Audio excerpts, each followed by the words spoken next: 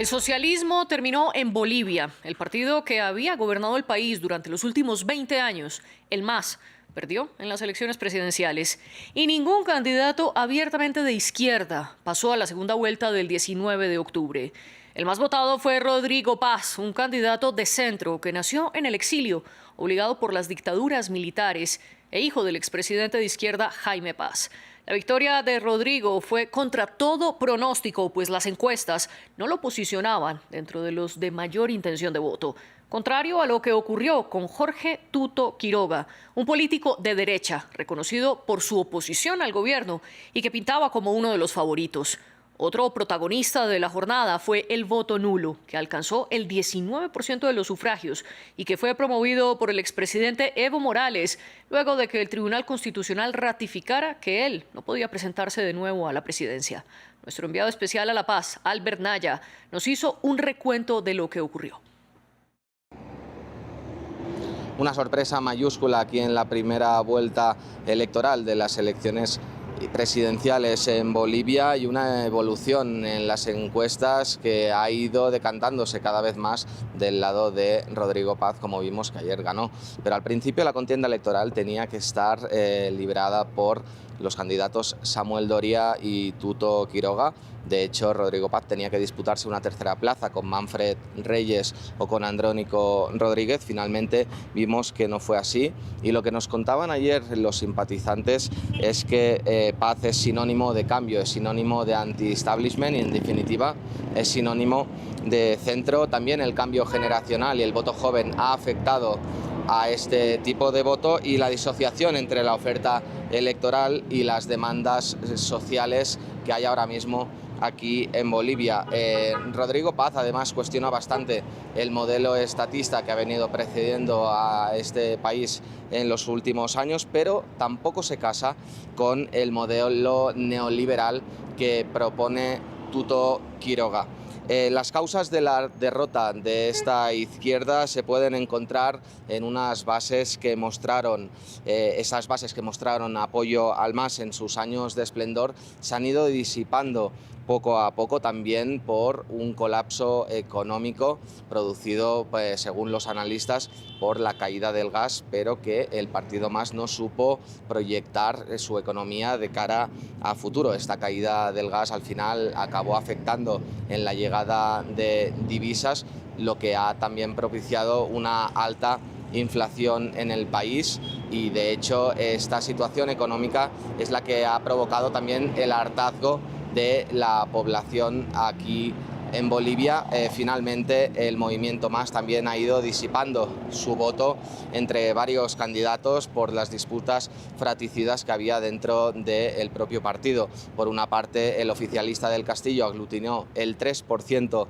de los votos, Andrónico Rodríguez se quedó con el 8% y finalmente un Evo Morales que llamó al voto nulo. Todos esos votos o la falta de votos al MAS también, según los analistas, han ido dirigidos al candidato Rodrigo Paz, que como vimos ayer pudo aglutinar un 32%, repetimos, de los votos en esta primera vuelta electoral en Bolivia.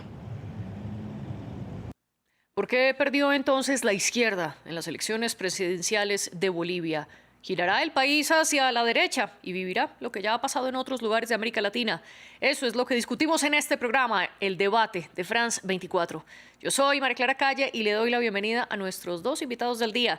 Nos acompañan también desde La Paz, Hugo Moldis Mercado, exministro de Gobierno e intelectual boliviano. Y también desde allí está Carlos Cordero, politólogo y decano de la Facultad de Ciencias Políticas de la Universidad Católica. Bienvenidos a ustedes dos, un gusto compartir este espacio con ustedes y antes de comenzar nuestra discusión, les recuerdo a las personas que nos están viendo que estamos en redes sociales como @France24-ES y un saludo también muy especial a quienes están escuchando el debate a través de Apple Podcasts, Spotify, Deezer y TuneIn.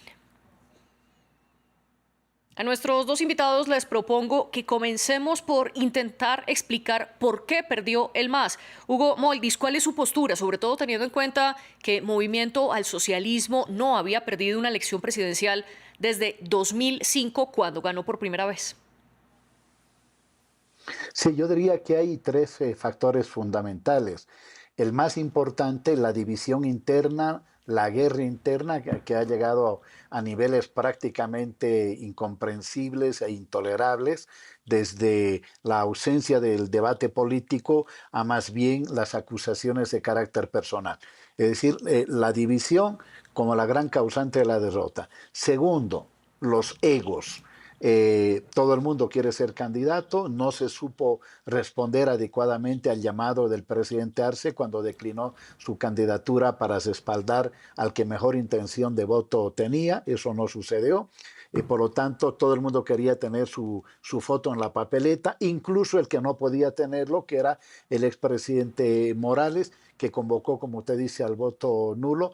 Tercero, una suerte de y qué es lo que a mí más me preocupa, de crisis política en la que la gente deja de creer en los partidos, en el partido, en la principal fuerza política que estaba gobernando el país, que bueno, que todavía sigue hasta noviembre de este año, tampoco termina de volver a creer en los viejos partidos y en los viejos líderes, lo cual abre una interrogante bastante grande sobre el futuro político en Bolivia. Y Carlos Cordero, ¿usted cuáles son las razones que añade o que reitera de las que plantea Hugo frente a cómo el movimiento al socialismo pierde por primera vez en 20 años? Pues a la descripción bastante puntual que realiza Hugo Moldis, puedo agregar que el partido de gobierno, el Movimiento al Socialismo, durante estos 20 años comenzó despertando una gran ilusión y esperanza en la ciudadanía de producir transformaciones profundas en el Estado, en la sociedad, pero a lo largo de estos años algunos funcionarios públicos cayeron en hechos de corrupción, se distanciaron de la ciudadanía, algunos líderes como el propio presidente Evo Morales insistieron en la posibilidad de una reelección indefinida.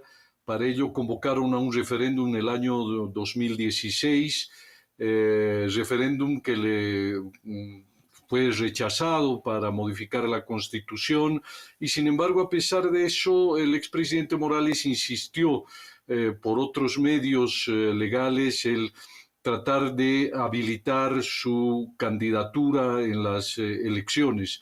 Luego sobrevino la crisis del 2019, elecciones en las cuales se presentó el expresidente Evo Morales y elecciones que fueron anuladas. Este conjunto de hechos de corrupción y persistencia en la idea de reelegirse indefinidamente, creo que también son los factores no mencionados, pero que agregaron a este desencanto con el movimiento al socialismo y que en estas elecciones convirtió a ese electorado en una base social disponible a un discurso pues de izquierda o de centroizquierda que pudiera interpretarlos, que pudiera representarlos. Y parece que eso ocurrió. Las encuestas señalaban que había un alto número de indecisos que no definían un voto por ninguna de las candidaturas que se observaban, pero parece que finalmente estos indecisos decantaron por Rodrigo Paz, pero estos indecisos eran el electorado cautivo que antes tenía el movimiento al socialismo. Sin embargo, ustedes, aunque insisten o ponen la figura de Evo Morales como una de las mayores causas de la derrota histórica del MAS, quiero preguntarle, Hugo, si esto es así, ¿por qué el voto nulo al que convocó el exmandatario tuvo tan alto porcentaje de votación, sobre todo en comparación del candidato del MAS, Eduardo del Castillo, quien obtuvo 3,2% de los votos? ¿Cómo explicar que el voto nulo tuvo hasta el 19% sabiendo que lo promovía Morales? A ver, la realidad es el resultado de múltiples determinaciones, múltiples causas y no una sola. Si uno ve esta derrota, en realidad yo diría que hay que hacer un análisis bastante profundo desde antes de la crisis política y el golpe de Estado del 2019, ¿no? Entonces hay causas de más largo aliento, hay otras causas de más corto aliento, y si sumamos los votos de Andrónico, de Eduardo Castillo, incluso ese 19% con el que no estoy de acuerdo de Evo Morales, tenemos un 30%. Evo ha señalado reiteradamente, a manera de presionar para que se lo habilite para las elecciones del domingo pasado, que tenía el 60% de la población, que el 60% de la población pedía que él sea candidato. Ahora bien, hay que separar la paja del trigo. Hay cerca de entre 4 y 6%, Carlos me corregirá, de voto nulo, que es una constante. Aún dándole el 13% de esa votación por el voto duro, que yo no creo que sea tan así, a Evo Morales, resulta que todas las fracciones del MAS, las que fueron en la papeleta y el que no fue en la papeleta, fueron derrotadas. Esa es una realidad. Lo otro es tratar de tapar el sol con un dedo. Creo que la causa más importante por la que el proceso se fue agotando antes del 2019 es que no se tuvo la capacidad de convertir una revolución política que había marcado un desplazamiento en la titularidad del poder político del Estado en Bolivia, del viejo bloque dominante a un nuevo bloque en el poder. Esa revolución política no se tradujo en una revolución social. Y al no traducirse en una revolución social, las revoluciones se estancan, se retroceden y finalmente son derrotadas. Y a propósito de estas revoluciones estancadas que usted menciona, Hugo, quiero preguntarle, Carlos, ¿cuáles pueden ser entonces los panoramas políticos que enfrenta Bolivia ante los dos candidatos que irán a balotaje y que uno de los dos será el próximo presidente? Hablando de Rodrigo Paz y Jorge Tuto Quiroga, ¿qué le espera a Bolivia? Pues el escenario parece estar polarizado entre estas dos candidaturas, una de centro izquierda que cobija a lo que fue antes el voto del movimiento al socialismo y un voto más radicalizado hacia la derecha que representa todo lo opuesto al movimiento al socialismo. Y al socialismo del siglo XXI. Jorge Quiroga siempre fue muy crítico durante estos años con pues lo que ocurría en Bolivia, las conexiones de Bolivia con gobiernos en Venezuela, Cuba o Nicaragua. Hoy esa postura de ser opuesto a todo lo que signifique el movimiento al socialismo y al ex presidente Evo Morales es encarnado por Jorge Quiroga. Y este escenario es el que, pues, de inicio, en el que los ciudadanos bolivianos tendrán que elegir. Y será esta campaña con ahora solo dos candidaturas, los debates y sobre todo las propuestas muy puntuales para ver cuál de ellos tiene la confianza o los recursos suficientes como para encarar y resolver los graves problemas que atraviesa el Estado y la ciudadanía en el ámbito económico y en otras instituciones del propio Estado. Así que lo que le espera es una repetición de lo que vivimos en estas elecciones del domingo pasado. Un clima de paz, una campaña que puede subir las tensiones, sin embargo, una elección que es al mismo tiempo una señal que da Bolivia al resto del mundo en sentido de que los problemas internos deben resolverse por las vías democráticas y esto de alguna manera es un rechazo a estos líderes políticos o organizaciones políticas que en su momento promovieron la postergación, la suspensión del proceso electoral y que fueron los mayores perdedores, porque la realidad es que hubo elecciones en Bolivia y habrá elecciones el 19 de octubre entre estos dos candidatos y será nuevamente la participación ciudadana ordenada a través de las urnas que defina el destino de Bolivia. Además, hay una particularidad y es que esta segunda vuelta va a ser la primera en Bolivia desde el regreso a la democracia en 1982 y también con ese componente que Carlos menciona, es la primera elección que no estará determinada por Evo Morales en las últimas 2 décadas. Hugo, ¿puede impactar la ausencia del expresidente en el balotaje? No, yo creo que Evo Morales, a quien yo respeto muchísimo, ha perdido la centralidad del movimiento campesino, incluso del propio movimiento cocalero, está lejos de tener el nivel de liderazgo que tuvo en el pasado, no deja de ser un factor político, prueba clara que estamos hablando esta noche de Evo Morales, prueba clara son los bloqueos que hizo en la parte central del país el 2024 que dañaron muy fuertemente la economía y afectaron la propia imagen del gobierno, pero está lejos de ser el líder que se conoció en Bolivia y que se conoció en el mundo. Ahora, yo creo sí que lo popular va a definir el ganador de la segunda vuelta. De una y otra manera, definió que Rodrigo sea el más votado ante encuestas, como lo ha dicho Carlos, donde aparecían en primer lugar Samuel Doria Medina, otro de los grandes derrotados, un multimillonario derrotado en Bolivia, y Jorge Tuto Quiroga, de orientación más de derecha. Ahora, Tuto Quiroga tiene un problema, y es que le cuesta mucho, le va a costar mucho seducir a esa base social del campo popular.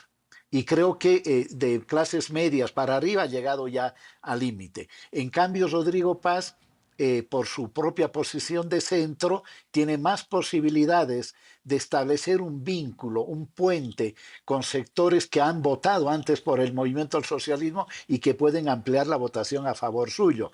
Pero bueno, vamos a tener, pero al mismo tiempo más bien, tiene una debilidad, Rodrigo, y es que su candidato a la vicepresidencia tiene una agenda política y programática distinta a la de él y más bien más parecida a la de Tuto Quiroga, pues se caracteriza por una emulación a las lecciones, entre comillas, que nos da el presidente argentino Milei.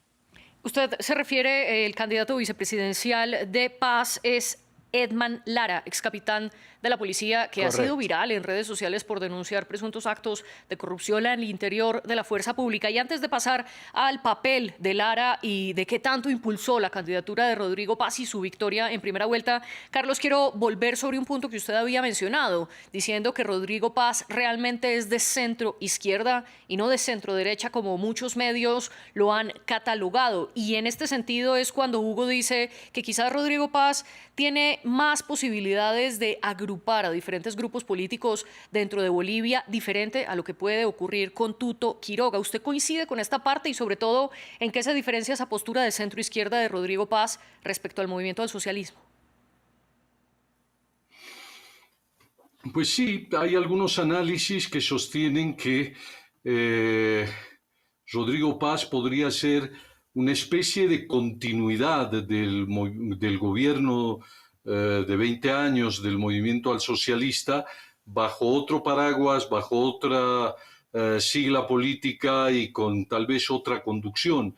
Y podría Rodrigo pasar a la presidencia ser un gobierno de transición, tal vez desde lo que fue un proceso de construcción de la revolución democrática cultural o el implante de este socialismo del siglo XXI, tal vez no muy exitoso, con un gobierno de Rodrigo Paz un poco más de centro izquierda, que podría tal vez concretar las aspiraciones de este proyecto que ha quedado un poco truncado por los hechos que señalábamos antes, la crisis interna del MAS, los hechos de corrupción, el contexto económico que finalmente llevó a esta situación casi de colapso de la situación económica. Y entonces, el escenario político habría cambiado. Primero, de una hegemonía de partido único que habríamos vivido en los últimos 20 años a el fin un poco del partido Movimiento al Socialismo, pero la continuidad de este proyecto político a través de otra sigla y de repente subsanando algunas imperfecciones de lo que pudo haber sido todo este tiempo político y la gestión del gobierno del movimiento al socialismo. Veremos qué dice el elector. Tiene evidentemente dos de derecha, otro de centro izquierda, y apoyos que ha recibido de parte del candidato empresario Samuel Doria Medina, tal vez le den votos, pero también podrían ser apoyos que en realidad le quiten más popularidad al proyecto de Rodrigo Paz. Y en el otro lado, toca, va a desarrollar una campaña con el mismo discurso y con la misma oferta electoral y veremos hacia dónde se inclina el electorado. Usted dice que esta primera vuelta significa que el partido MAS pierde la hegemonía en Bolivia, pero que quizás si Rodrigo Paz gana en el balotaje podría continuar ese proyecto político bajo otro paraguas, bajo otro nombre. Hugo, ¿usted está de acuerdo con este punto? A ver, yo creo que hay que diferenciar entre el ciclo estatal y los ciclos gubernamentales. Evidentemente, Rodrigo Paz tiene más posibilidades de conectarse con esa base social amplia que logró desarrollar uno de los procesos de transformación política más profundos de la historia boliviana. Es eso. Ahora, eso no implica necesariamente un cambio del ciclo estatal, incluso entrando Tuto Quiroga a ser presidente. Ahora, sobre si es centro izquierda, centro derecha, la verdad es que la línea divisoria entre la centro izquierda y la centro derecha es tan fina, tan delgada, que son eso, ¿sí? Ahora, un candidato de centro tiene evidentemente más posibilidades para ganar y yo coincido con Carlos, va a ser un gobierno de transición. No estamos diciendo, me imagino que Carlos también se refiere a eso, a que vaya a durar poco tiempo. No, no. Un gobierno de transición puede durar los 5 años que establece la Constitución. Va a ser una suerte, y los franceses lo entienden bien, una suerte de gobierno bonapartista, de equilibrio entre polos sociales que inevitablemente en un país como el de Bolivia van a tener posiciones políticas muy contradictorias y a veces también muy tensas. Entonces yo creo que ahí el papel de Rodrigo lo puede convertir, en caso de que gane la elección, en un gobierno de transición. Y aquí, Hugo, quiero preguntarle algo que había firmado Carlos para saber si usted está de acuerdo o no. Samuel Doria Medina fue el tercer candidato más votado en Bolivia y, según la mayoría de las encuestas, era el más opcionado. Casi todos los medios lo tenían como el posible victorioso de la primera vuelta, algo que no sucedió. Sin embargo, en campaña afirmó que iba a respaldar al más votado en caso tal de que no fuera él y en caso tal de que ese más votado no fuera del movimiento al socialismo. Luego de conocerse los resultados, el empresario Doria Medina ratificó su respaldo a Rodrigo Paz con una adición, y es que Doria Medina fue ministro de Jaime Paz, el papá de Rodrigo Paz, y también militó en el movimiento de izquierda revolucionaria, el colectivo político que fundó Jaime Paz, el papá del actual candidato boliviano. Quiero preguntarle, Hugo, si usted está de acuerdo con lo que plantea Carlos, que el respaldo de este empresario realmente podría quitarle votos. Hay besos que matan. Y aparte de Samuel Doria Medina, que yo creo que además de eso le ha jugado en contra más que a favor, es, por ejemplo, el apoyo del multimillonario Marcelo Claure y de lo que dijo Marcelo Claure sobre la política boliviana, sobre los periodistas, en fin. Un empresario todavía pasa, ¿no? Dos empresarios juntos, pues hemos visto cómo reaccionó la población. Y dentro, además de eso, de la coalición de Samuel Doria Medina, está Luis Fernando Camacho, que lideró el golpe contra Evo Morales, y todos sabemos que tiene una tendencia, no de derecha es poco decirlo, una tendencia fascistoide. Y eso no sé cómo va a ser recibido. Por eso digo que hay besos que matan. Y eso lo vamos a verificar o no, esta hipótesis, en el transcurso de los próximos 2 meses, cuando se dé la segunda vuelta. Carlos, y quiero preguntarle, usando esa misma frase que plantea Hugo, que hay besos que matan, ¿usted cree que puede ser un respaldo que le quite votos a Rodrigo Paz el hecho de su postura política, la postura política del ex capitán Lara, su fórmula vicepresidencial, o por el contrario, le podría favorecer a Rodrigo Paz en el balotaje como ya ocurrió en la primera vuelta? Pues se ha especulado mucho acerca de que los resultados electorales de Rodrigo Paz se deben a la elección del candidato vicepresidencial, el capitán Lara.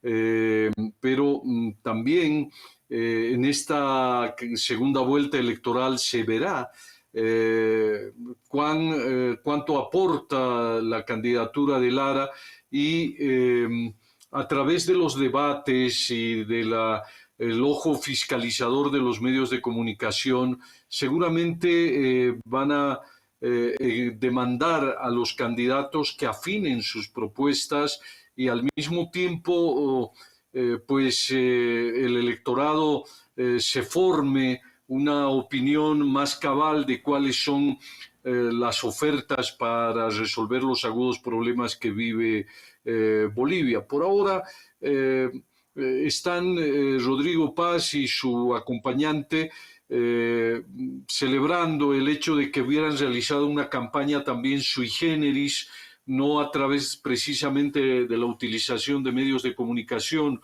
como sí lo hicieron otros candidatos, con inversiones fuertes de dinero en las redes sociales o en la televisión, sino una campaña más de cara a la gente, visitando zonas rurales, ciudades intermedias. En esta segunda vuelta, pues las campañas suelen diferir y las estrategias también cambiar, y sobre todo las alianzas. Es probable que haya algunas alianzas que sumen votos y otras alianzas que más bien signifiquen un error de estrategia. Veremos si se confirma esta supuesta alianza entre el Movimiento al Socialismo y Rodrigo Paz, y también la reacción de la campaña de Jorge Quiroga para encarar esta segunda vuelta. Usted cita un punto fundamental, Carlos, y es que las redes sociales fueron protagonistas, sobre todo en la candidatura de Rodrigo Paz, pero eso explica por qué las encuestas no medían la victoria que tuvo y lo posicionaban en cambio como el cuarto o quinto candidato con más opción de voto, o cómo explicar ese desfase entre lo que el pronóstico que daban las encuestas y lo que realmente sucedió, Carlos. Pues las encuestas no se equivocaron del todo. Jorge Quiroga estaba de segundo o primero en todas las encuestas, y Jorge Quiroga pasó a la segunda vuelta. También existían en todas las encuestas un alto número de indecisos que no terminaban por disminuir a medida que nos acercábamos al día electoral.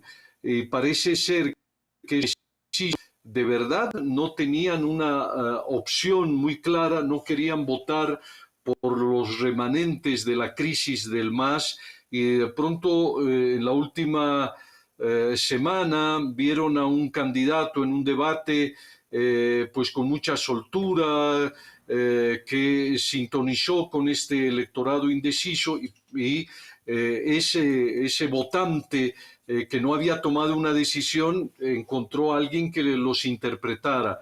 Entonces fue una sorpresa.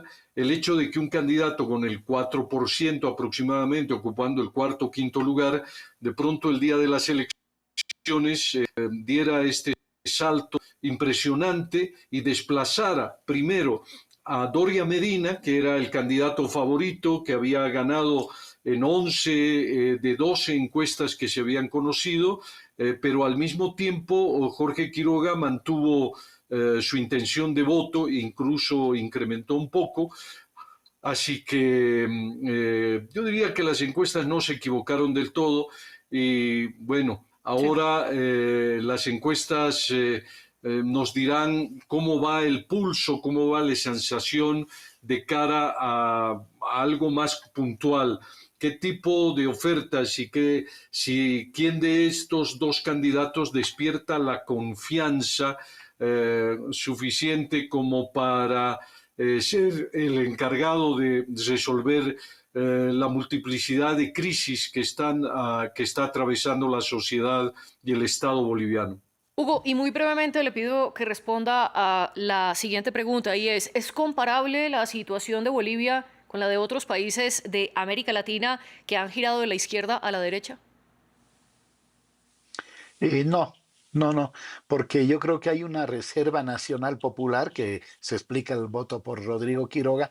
Y ojo, no hay que vincular lo nacional popular necesariamente con el MAS. Lo nacional popular va más allá del MAS. Y eso nacional popular ha tomado una posición política el día de ayer ante la crisis del movimiento al socialismo, de Andrónico, de Evo, etcétera, y está mandando una señal de la preservación del Estado plurinacional y de una economía plural que se mueva entre el estatismo y la privatización absoluta, una economía plural desde los productores. Creo que es el mensaje que se ha dado el día de ayer.